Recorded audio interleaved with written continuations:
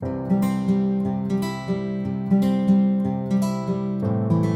everyone, welcome back. It's Melanie, your She Shed Scrapper. So today I am here with the 10th and final week of She's Crafty's mini paper pad class using this sketch here.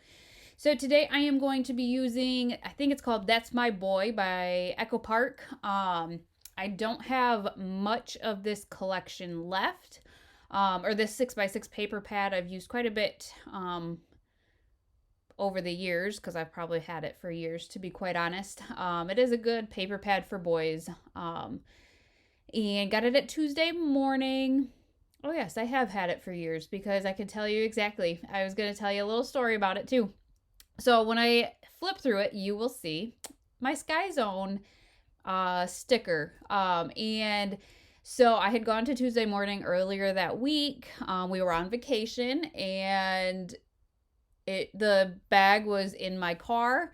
And when we got done at Sky Zone, I wanted to keep one of the stickers for scrapbooking purposes. And I had this 6x6 paper pad in my car, and so I stuck it on a piece of paper that matched the orange color. And yeah, I've had it in there since I bought the paper pad 2 years ago.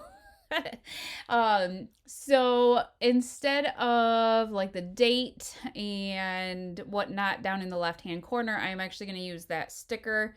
One thing I have learned from the sketches is that I always have multiple pictures from an event. And I guess the sketches obviously are meant to be for a one-page layout. I've been turning them into 2-page layouts because that is the majority of what I do. And so I always have more pictures than the sketches a lot for. And so I've kind of had to be creative in how I do my layouts then. So these two here, these two pictures of my son jumping, I cut down quite a bit. And it works. I'm glad that I did cut them down.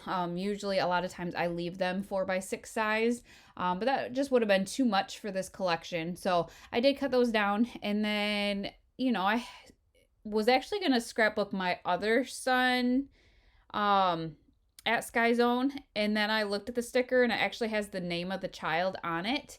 And so I had to scrapbook my oldest instead. So I am going to kind of offset those. I wanted to figure out where the pictures or how high I wanted the pictures in relation to the Sky Zone's ticket at the bottom. And then that way, that's how I kind of decided how many strips to put, I guess. I cut them in different widths. A lot of them are the same, but I did have the one thicker strip across. And I knew because it was only a 6x6 paper pad that, I couldn't go above or below the pictures because there'd be a gap. And so I just had to do my strips based on the height of my pictures. And so then I just placed those down. And I think I thought about doing strips across there too, but it was just too wide. So I just taped that down in the bottom left. And then I had these two sticker sheets that have lots of dots and stars and nice titles too that matched really well. They're from a Chamel collection, I believe. So I did my title at the top and I just used one of the phrases, cool kid, and then decided to go kind of crazy with the stars and dots, kind of doing the embellishment up the page like the sketch had. So lots of similar colors. I did find those stars too in my stash, but decided against it. And then also had these, I believe they were from Field Trip. No, Never Grow Up by Chamel. Those little circles. Decided against those as well. And just stuck with these stars and circles here. So tried to place them like the sketch had. That is one thing I do kind of struggle with these kinds of layouts with the staggering of the embellishments. I'm more of kind of just a embellishment cluster kind of scrapbooker, I guess. but it works. And then I'm just going to go over to page 2. And to be honest, I have 2 more pictures of this day, of this event, that did not make it in the scrapbook. Maybe I can make a 3rd page. We'll see if I decide to do that or not. But this year, my sister came with us this trip, and so she was with us and just took some really cute pictures with the kids, and so I wanted to incorporate those. So I am going to kind of do the same thing. Instead of the date kind of cluster in the bottom, I am going to actually place another picture down in the bottom. And so I did trim that one down quite a bit on the sides, and then I'm just going to use the same papers. A lot of times I would try to line them up perfectly, try to do it in the same order, and for whatever reason, when I did this layout, I just went for it and mixed up the order of the patterns, and I'm not mad about it. I think I can be a little OCD when it comes to my scrapbooking. So this was just a little bit different for me. Not a lot, obviously, but it is the same papers, just in a different order. And then I believe the picture is actually thinner than the other 2 because it is a landscape picture. So I only do 4 strips instead of the 5 on the left-hand page. And again, I did cut them in different widths. So I did that. And then this one here is kind of just a silly picture of the 2 of them. And so I trimmed that one down quite a bit. And again, I'm double matting them white. And then I found I guess the paper pad is more of a navy blue.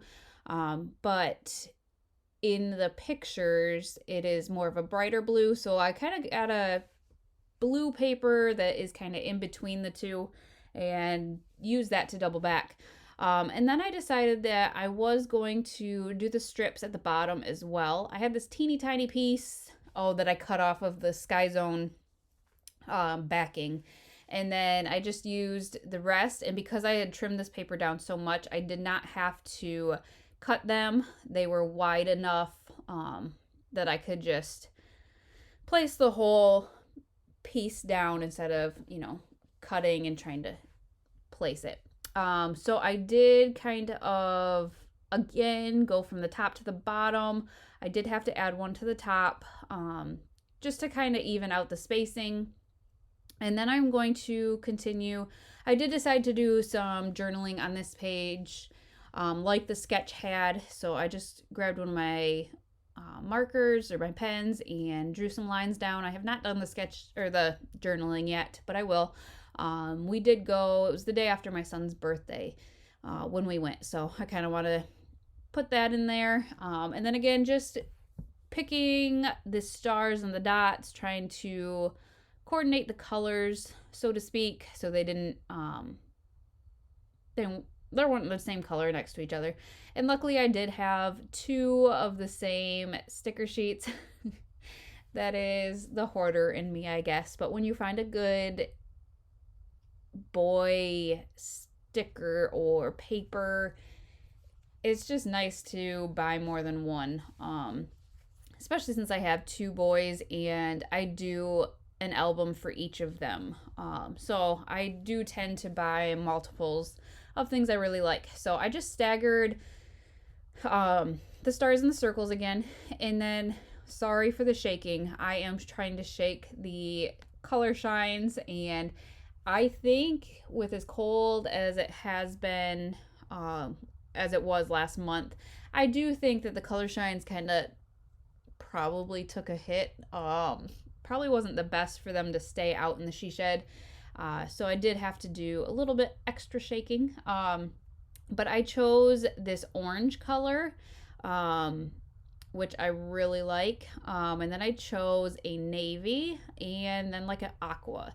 So I just had to really, really shake them and then splatter them all over. I did splatter. A lot of times I won't splatter on the pattern papers as well, like the strips, but I did on this one, and I do like the way that looked. So once I'm done with the splatters, so there's that aqua color.